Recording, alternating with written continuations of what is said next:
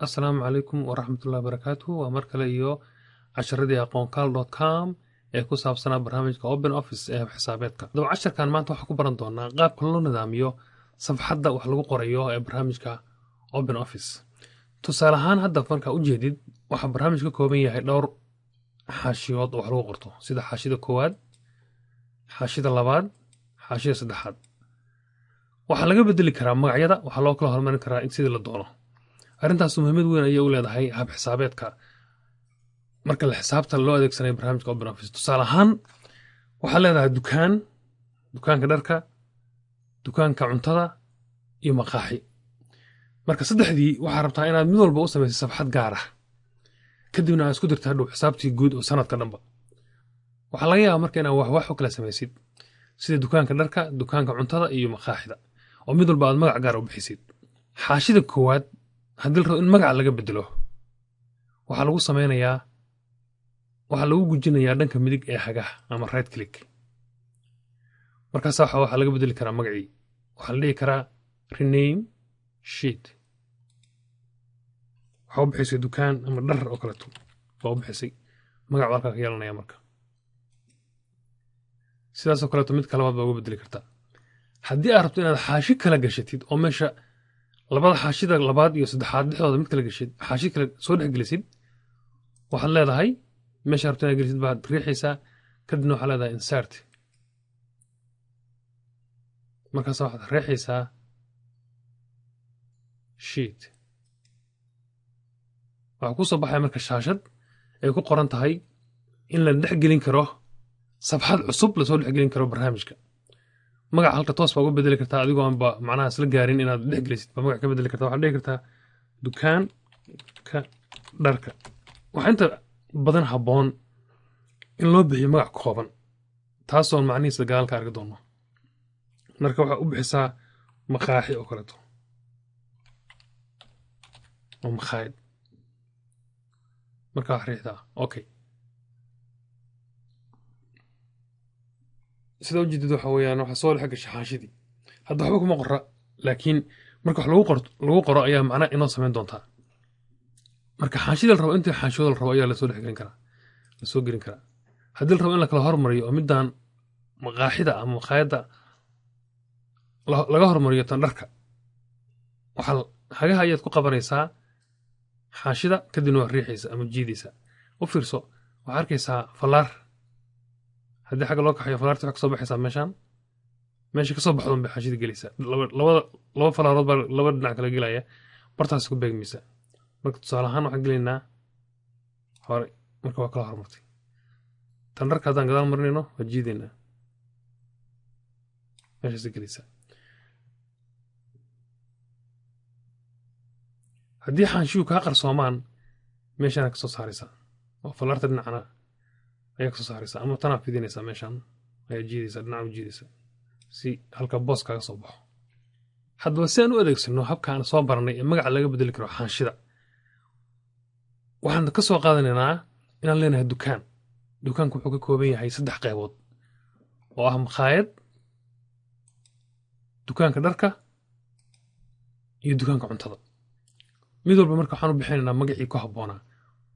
maqaayadda waxaan u bixinaynaa maqaayad meeshii sheet number 1 ay ku qoran tahay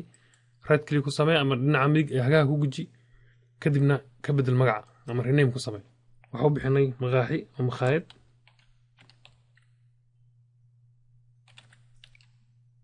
kadibna waxaad tiri okay. tii labaad waxaa u bixisay dharka ama dhar.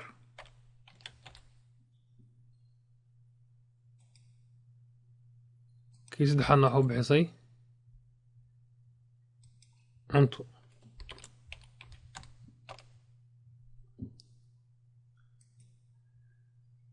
halkaa waxaan ka sameynay magac ayaan ka bedelay mid walba. marka waxaan haysanaa maqaayad oo xaashi ah, dharkii iyo cuntadii iyo mid walba waxaynu ku qoran ilaa 6 bilood oo wixii la gada ah. hadhow 6 bilood sanad ka dhiman sidaasaa lagu sii qoraya marka wixii la rabo wixii la iibiyey dukaan walba laga sii iibiyey. maqaayadda markaan ka soo qaadno maqaayadda waxaan ka dhignay in cuntada lagu gadaa ay tahay 3 jeer: quraacdii, qadadii iyo cashadii iyo bilowba lacagtii ka soo xirootay. marka hadda waxaan maraynaa bisha June isku darka lacagtoo dhan meesha ay ka soo baxayso isku darka calaamadinaysaa kadibna waxaa leedahay calaamadeennii isku darka ayaa ku dhufanaysa ayaa riixaysaa sum waxaa kuu muuqanaya markaa inta isku darsamaysa oo dhan oo inta bilood ah kuwan oo inoo bannaan yihiin hadhow automatic bay isku keen darsamayaan marka waxaad tiraahdaa enter dheh si aad isugu dartid qadadii hadda waxaan samaynay quraacdii qadada iyo cashada si la isugu daro markaa habkan hore u soo baranay qaacidada sare koobi ka samay kuwan marka waxay u dhigan tahaa cashadii oo ah B6 ilaa iyo M oo ah M6 oo ilaa halka ah marka June la gaaro hadda waxa lagu qorayaa ka soo qaad in June lacagta ka soo xirotay quraacda inay tahay 3500 eeg marka automatic waxa isbedelaya isku darkii qadada waxa ka soo xirotay 2500 enter waxa isbedelaya halka u fiirso in isbedesho markaan lacag ku darno cashada 2500 ku darnay oo kaleeto enter waa isbedeshay marka hadda waxaan haysanaa bil walba inta ka soo xiranaysa maqaaxida sidoo kale ayaan sameynaa marka dharka waxaan u qaybinay dharka carruurta dharka dumarka iyo dharka ragga iyo mid walba bisha inta ka soo xirata sidoo kale isku dar calaamaddeena isku darka calaamadii enter copy ka samee waxa ku soo baxay isku darkaaga oo isku darka guud baa ku soo baxay bil kasta inta ka soo baxa dharka carruurta dharka dumarka iyo dharka ragga June sidoo kale noo xisaabi ka soo qaadanay ka soo baxday $1,000 dharka carruurta eeg marka halkaas waa noqotaa 6,980 waa noqotaa marka enter nahno sidoo kale inay ka soo baxday 4,500 dharkaas dumarka waa isbedeshay xagana 1,400 ka soo xirotay dharka ragga tan waa isbedeshay sidaas marka bil kasta la gaaro soo ka darsamaysaa sababtoo ah qaacidada ayaa inuu ku qoran meeshan dhexda oo ka bannaan marka qaacidada ma baahnid waa qoraysaa on tiradii waxa kaliya aan samayn karnaa inaan ku samayno format oo aan ka dhigno dollar xisaabtoo dhan calaamadii dollarka calaamadii sababta u muuqan waayo waa tan hore u soo aragna waxaway booska ayaa ka yaraaday marka dhibicdaa ka baabiinaysaa si boosku ku leekaado sidoo kalena tana maqaaxidii dollarka dhig calaamadiina ka baabiye waxaa noo soo haray cuntada waxaan ka dhignay sonkor bur bariis baasto iyo saliid iyo bil walba inta ka soo xirotay sidoo kaleeto isku dar enter copy ka samee waxay isku kaadarsamaya bil walba June saasaa isku daraysaa sida hore u soo sameynoo kaleeto marka June waxa ka soo xirotay 2,000 enter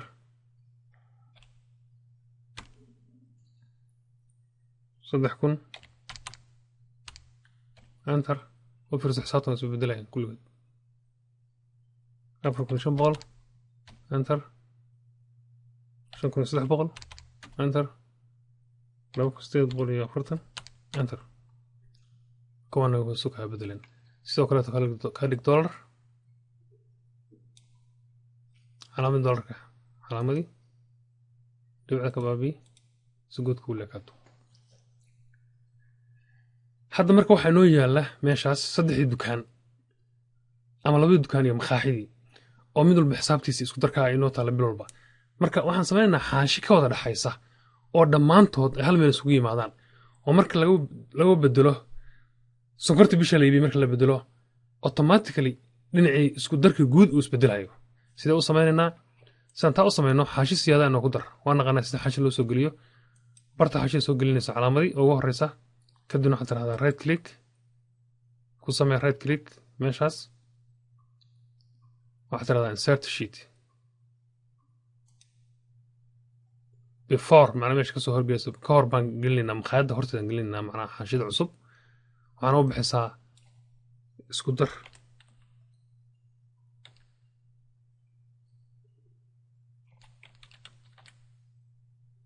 dar guud ama isku dar keliya ka dhiganaa marka waxaan haysanaa xaashi cad oo ay ku qoran tahay isku dar maqaayadii iyo dharkii iyo cuntadiina waa inoo yaalan marka xaashida isku darka waxaan u bixinaynaa xisaabta guud kadibna waxaan qoraynaa nooca ganacsiga iyo isku dar intii kasoo xirata noocaas ganacsiga ah waxaa marka ganacsigu ahaa maqaaxi maqaayad dukaan dhar dukaan cunto kadibna waxaa leedahay isku dar guud oo dhammaan wixii kasoo la isugu daray ah halkaa markaad joogtid waxaad xisaabinaysaa marka qayb walba xisaabtii guud ee sanad ka soo xirootay sida maqaayadda dharka iyo cuntada isku darka meeshii aad ka soo baxaysay baa noo calaamadaynaa waxaan leenahay markaa calaamadii isku darka ama saamkii waa calaamadeynaysaa saamka haddaba laakiin xaanshidan maqaayaddu waxay ku qoran tahay xaanshi gaar ah xaanshidii baad tegaysaa marka oo ay tahay maqaayadda waxaad calaamadaynaysaa ama hagaha ku jiidaysaa xisaabtu isku darkii sanadka ee maqaayadda saddexdaas qaanadood bay ahayd waxaa leedahay markaas enter u fiirso waxaa kor ku qormay sam oo isku darkii ah maqaayad dhibic iyo xisaabtii la isku daraayay taas macnaheed maxay ku muujinaysaa inay xisaabtaasu ka imaanayso xaanshida maqaayadda inay ka imaanayso enter markaad tirahdid wax toos ugu soo noqonaysaa bartii xaanshidii isku darka guud kan sababta uu u muuqan la'yahay waa anaga soo aragnay waxa weeyaan godka ayaa ka yar godka noo fidi waxaa ku intaasa marka maqaayaddii waxa kasoo xirooday lacag intaasa kasoo xirotay sanadka oo dhan sidoo kaleeto dharka waxaa leedahay calaamaddii isku darka kadibna waxaad tegeysaa xaanshidii dharkaa tegeysaa waxaadna calaamadinaysaa intii meelood ee guud ee isku darka guud u fiirso xagga sare waxaa ka soo baxaya dhar iyo calaamadihii intii guud ay ku qornayd xisaabta ku qornayd enter sidoo kale cuntada waxaad leedahay calaamaddii isku darka waxaad tegeysaa xaanshidii cuntada waxaad calaamadinaysaa intii guud ee xisaabtii sanadka ka imaanaysay bil walba waxaa leedahay enter toos bay isu kaa darsamaysaa xisaabtii guud marka sidaan isku darsanno waxaan calaamadaynaa godka xisaabta guud kadibna waxaa leedahay isku dar waxaa isu kaa darsamaya saddexdaas reeto enter baa leedahay lacagtii guud oo dhan waa kaad marka boolka dhig si kuu muuqato ama midabna u samey hataa isku darka guud ee sanadka dhan ee kaga soo xirooday waxa weeyaan lacag intaas dhan wey u fiirso lacagtaas ka soo qaad marka inaan waxaa la soo gaaray bishii ku xigtay marka agostaa la soo gaaray xusuusna oo lacagta hadda meesha noo ku qoran waxaa noo ku qoran 286,830 baa noo ku qoran